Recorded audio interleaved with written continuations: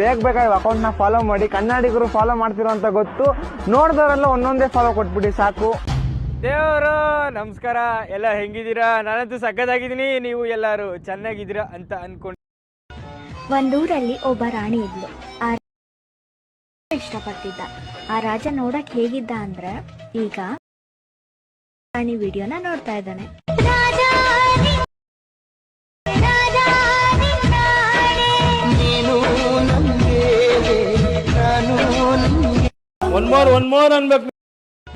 ಒಂದೂರಲ್ಲಿ ಒಬ್ಬ ರಾಣಿ ಇದ್ಲು.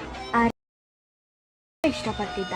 ಆ ರಾಜ ನೋಡಕ್ ಹೇಗಿದ್ದ ಅಂದ್ರೆ, ಈಗ ರಾಣಿ ವಿಡಿಯೋನ ನೋಡ್ತಾ ಇದ್ದಾನೆ.